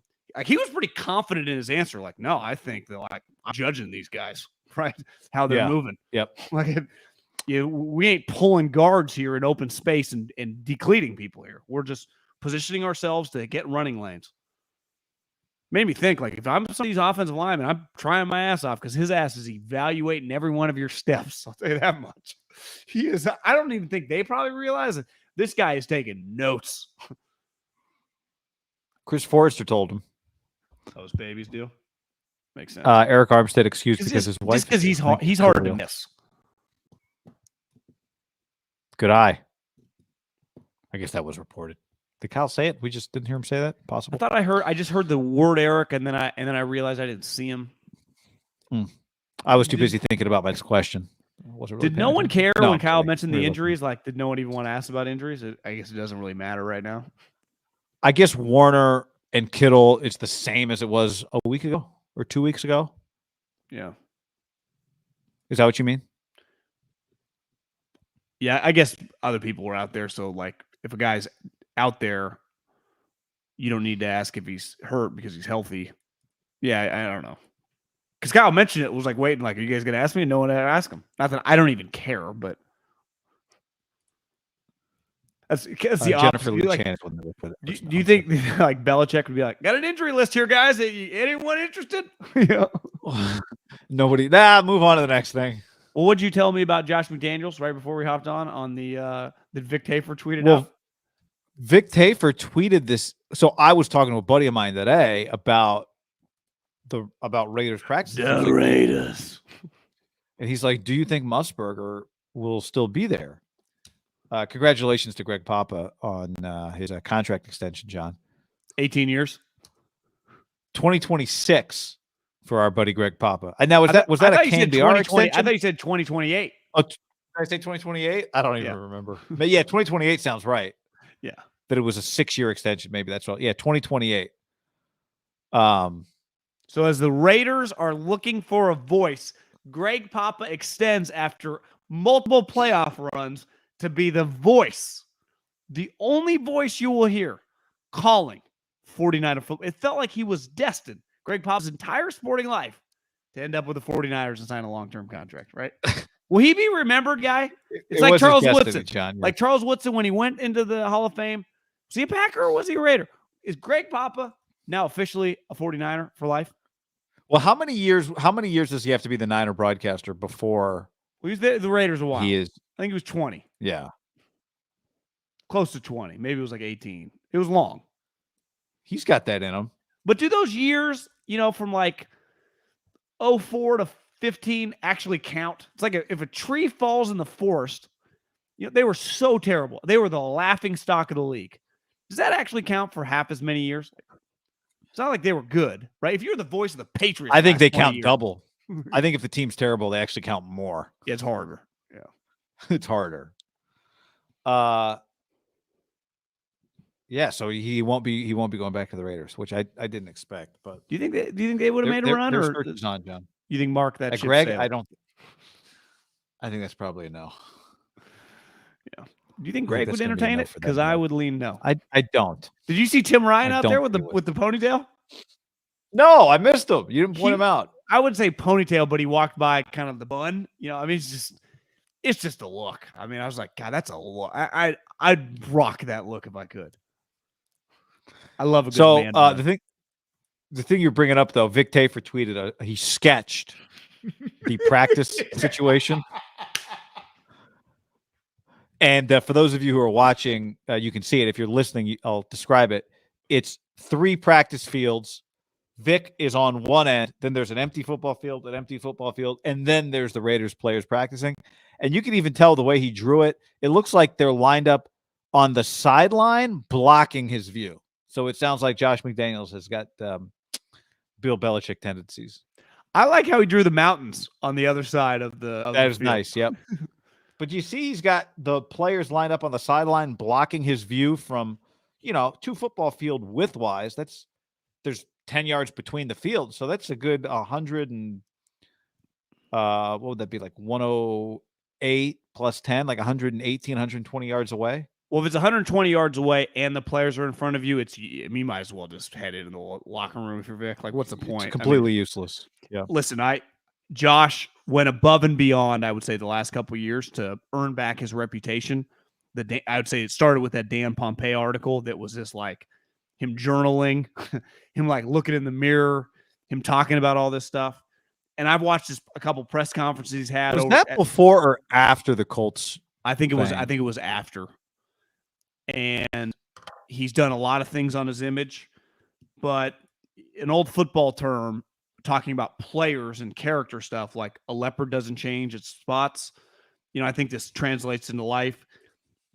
You get to a certain point in life, I do think kind of your morals are your morals, your personality is your personality. Now you can grow as a human, but like ultimately his tendencies as a football coach, he might be more open-minded to different things now that he wouldn't have been with Denver.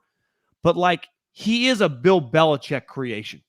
Like when you're at a Kyle Shanahan practice, I've never once thought like he gives a fuck about any of the stuff around him. They have some basic rules, right? Like with a lot of teams, like you can't tweet about scheme stuff. So if we had Jauan Jennings playing running back in a formation, you couldn't tweet that out or whatever, which is understandable. Now, even in the offseason, that's not even really going on. But like Kyle, and I think a lot of coaches are not like super, Andy's not like, you waste so much time worrying about like what Haberman, Middlekauff, Biederman, and Tafer might say and how useless overall it actually is. But Josh McDaniels at his core, is a Bill Belichick creation. And to me, that type shit is premeditated. You don't fake that guy. Like you don't just, he did that on purpose, which ultimately is not going to impact winning or losing or whatever. But it's also like, that's what you're worried about? Like you spent 5 seconds thinking about that. Now, if I was to defend Josh, I'd go, well, he's technically like, this is his first year with the team. He's implementing all new shit. He's probably just a little paranoid. His division's really hard. Is it crazy to think being a little paranoid about just anything getting out schematically? Or is it like, what are we doing? Like, that's how you're starting? Because I think see a little bit of the other side. I think there's 2 types of coaches. Coaches who think 100% only about football, and coaches that think 99.9% about football, and then 0.1% go, well, what does it really hurt me to let these people watch? And I think the other side of that would be, I don't have to let them watch. Why would I? I have nothing to gain. What they're not firing me. What they write about me doesn't matter. I'm the power broker here. And that's true. Like, it's hard to argue against that. It's hard for me to argue to a coach who says, I'm going to practice 3 fields away, that there's any reason they should do it any other way. It's hard to make the case. Hey, man, you should do it because Vic's going to be mean to you if you don't do it. No, that's not how it works. But there's also the 0.1% where what do I really lose by letting people just walk around to the other practice field, stand on that side if we happen to be on that field? The answer to that is also you don't really lose anything. The likelihood that some video or some tweet's going to go out that you don't want, it's going to happen once every 10 years. But you also get to set the rules of what they can tweet and what they can't, right? Well, that's what I'm saying. Somebody breaks whatever rules there are. Yeah. Once it happens so rarely. So, I think to your point, it's just a little insight into I'm not going to do it because I don't have to do it. And you are making a decision to keep people away at that point who are not going to hurt you in all likelihood. So part of that 99, he is consciously thinking about this. I think Kyle, who has said, I'm not going to give anything more than I have to give, is part of the 99.9, who also understands, whatever. Like my life is easier if they've just seen practice. I get better questions if they've seen practice. My press conference that is required of me, it's an easier press conference for me. It's just my life is easier if I don't even worry about this and spend all my time worrying about football. Sorry. Yeah, I mean, I wonder if there's an insecurity, which would be understandable. There is a lot of pressure on Josh. He really is the last guy to save Bill Belichick's coaching tree's legacy. He has a playoff level team. I mean, Bill does have a son who's going to become the coach of the Patriots. That's true, but we're still a little ways away from that. Yeah. But I mean, Josh has a chance to really just kind of, Josh McDaniels a real coach, right? Josh McDaniels big time. Josh McDaniels a playoff guy.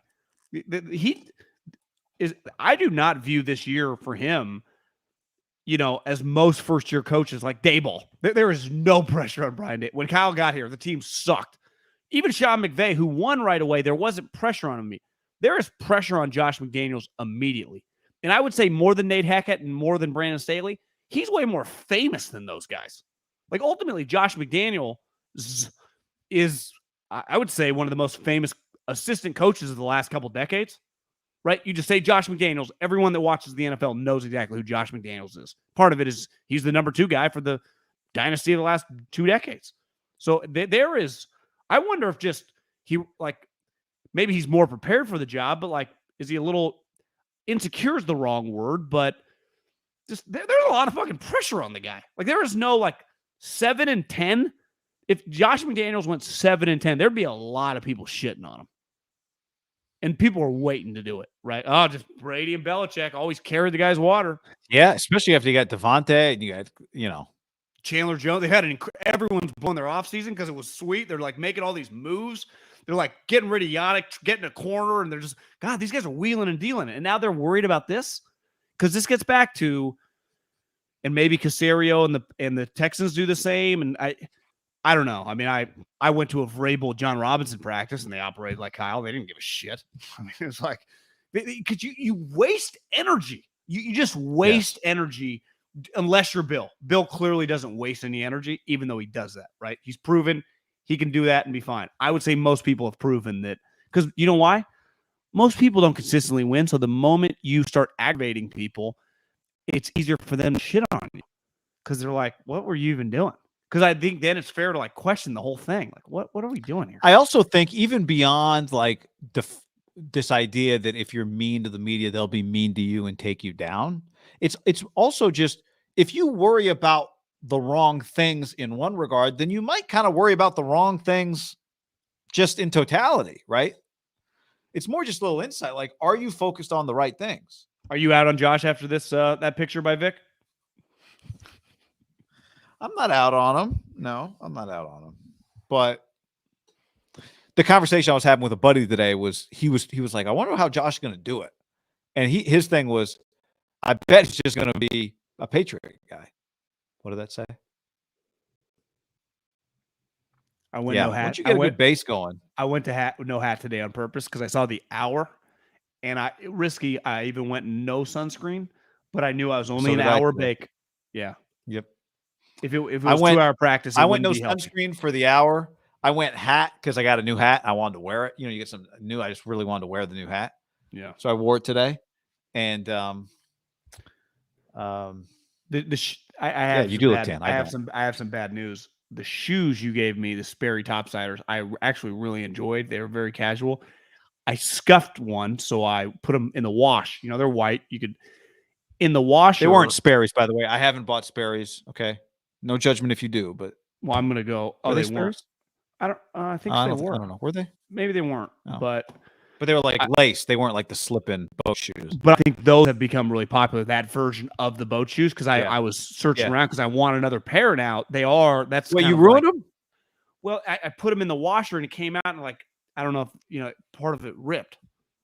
Oh, and you gotta go gentle cycle. I love the shoe. I love the shoe. I saw you sent me a picture. You wore them. Did you wear them with jeans or were they like joggers? Well, just I've got them hemmed, so like when I was sitting up that way, they were up a little bit. Oh, but like okay. when I'm standing up, they're flush with the shoe. Somebody put in the chat here that Hustle comes out tomorrow. 6'8". Someone Wednesday? DM'd me. Yeah, 6'8". My sister lives in LA. Which is dumb because it's the NBA Finals is on Wednesday night. Whatever, it's Netflix. Yeah, who cares? My sister lives in LA. Went to the premiere. She got a ticket to the premiere. She sent me a photo, not DM me. She texted me a photo and then called me last week. Snapchat me. DM. Yes, Snapchat me. Of like the blue carpet, which I guess she was on the blue. They let people in on the blue carpet, different than the red carpet. But she said Sandler was there and addressed the crowd. LeBron. She said Honcho, the NBA player who's the star, is like the guy. She said a bunch of the guys were there. NBA players were there. She said that my sister loves basketball, but she said it's one of the best movies she's seen in a long time. She loved it. She thought it was phenomenal. And she watches a lot of movies. She thought it was fantastic. Did you listen to Sandler with Bill Simmons? She fired me up for it. You listened to Sandler with Bill Simmons? It was fantastic. I didn't. Anthony Edwards plays a big role in the movie because Honcho, who I guess I didn't know much about, but it makes sense because some of the trailer, you're like, God, this guy looks pretty good at basketball. He's an NBA player. Yeah. Yeah. Well, he's been on like a bunch of teams. He's friends with all the NBA players. So Anthony Edwards, who is his buddy, they needed a guy. Maybe Anthony Edwards like, can I be in the movie? So he asked Sandler, and they're like, yeah, bring him around. They said they gave him some acting classes. They loved him. I guess Anthony Edwards plays a huge role in this movie. And I guess he was really good. Greg St. Jean's in it. Gary St. Jean's son, who now coaches for the Mavs. He's in it. Well, he coached for the. What's he do? He's on the map. He's on the Mavs. Huh? What's he do in the movie? Is he like an assistant coach? I don't know. Yeah, I think he's like a coach, some coach. Remember the guy you asked me, did you think that was an owner or a GM? I think it's Dale Demps. Remember the former Pelicans GM? Dale Demps. Remember that guy? He plays that role. Like it's all NBA people in this movie. No, I asked you the guy who was like, I couldn't figure. He was like the white guy with like the beard. That guy. Oh, maybe you're right. In the big corner. We were talking about.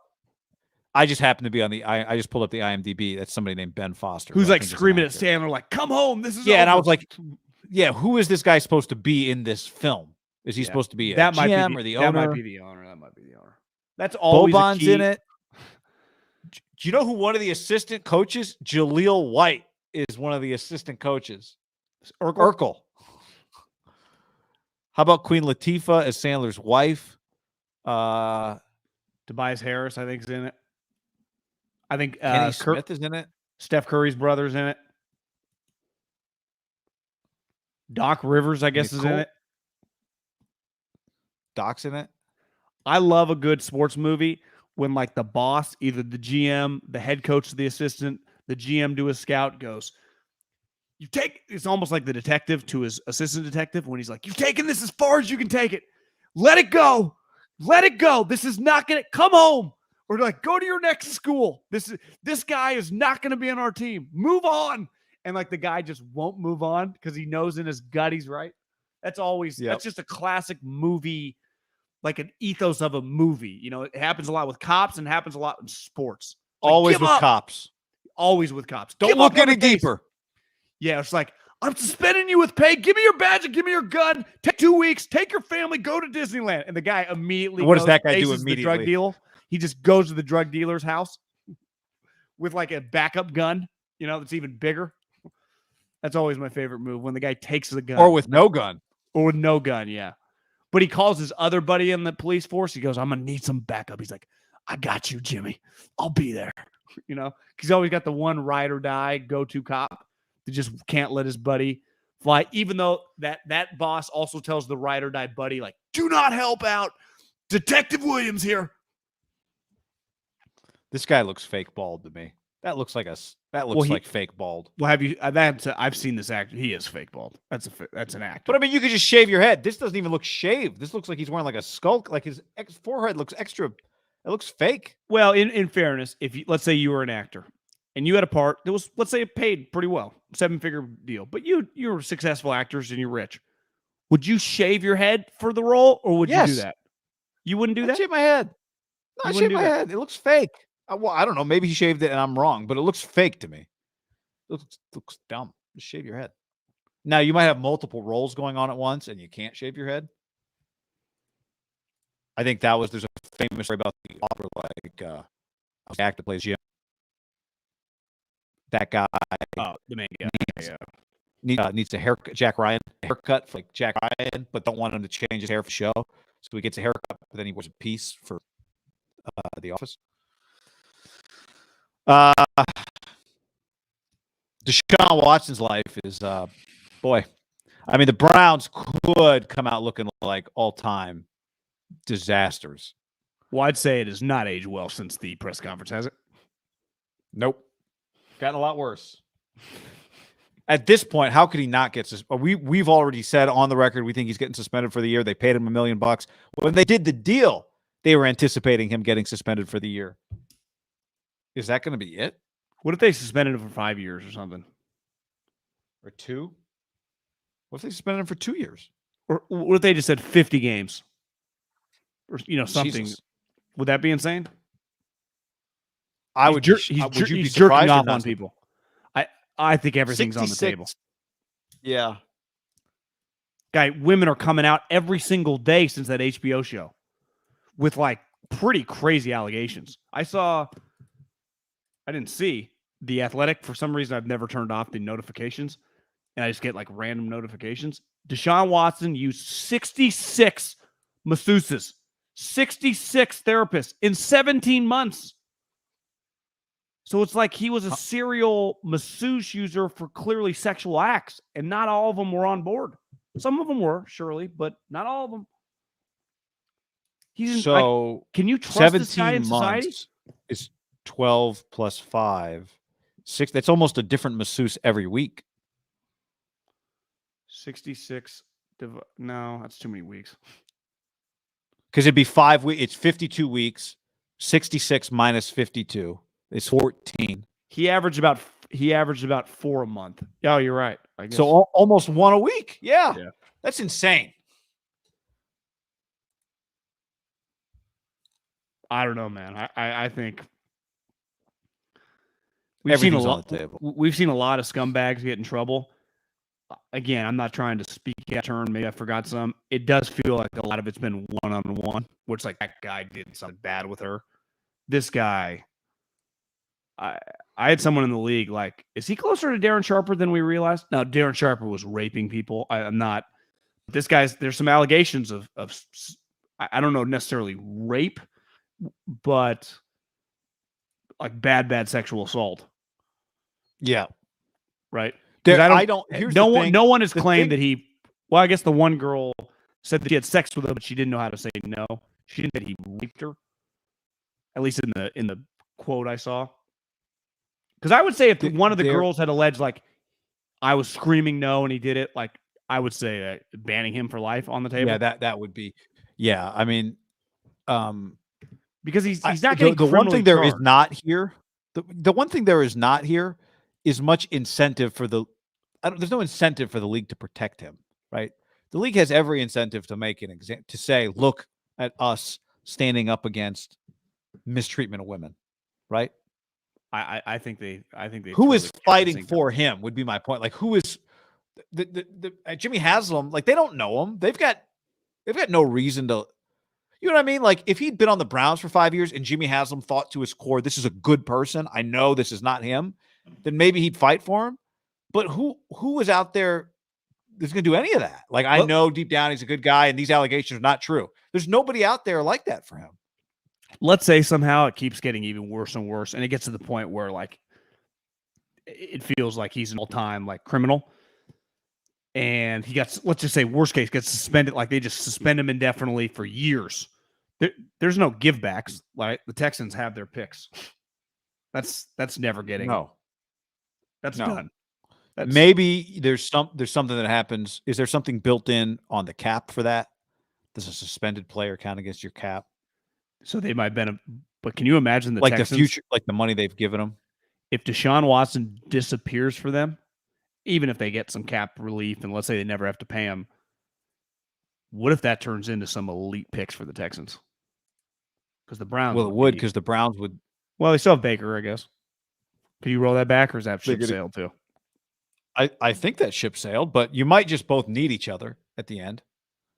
Myles Garrett have to do take backs, or does he just pretend he didn't say that? Does he even care? I mean, it's a disaster. That's the least of the problems in that situation. Here's what I know. Now, Cleveland's a polarizing place.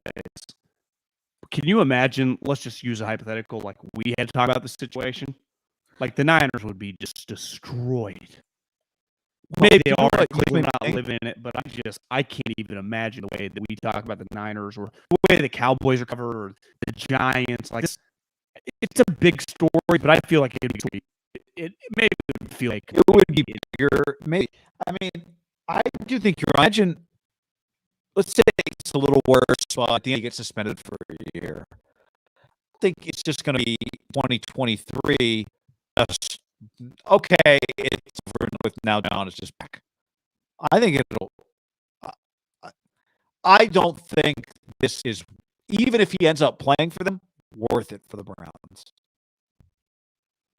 I don't think. Now, maybe in 3 years he takes us to a Super Bowl, and but I don't see how this becomes worth it for them. This is the type of thing I would say. There's so many people involved. Even if he eventually comes back and it goes well, it never goes away. Too many people are involved, guy. I mean, there's just too many women. Part of being a professional sports team is winning games, like trying to win a championship.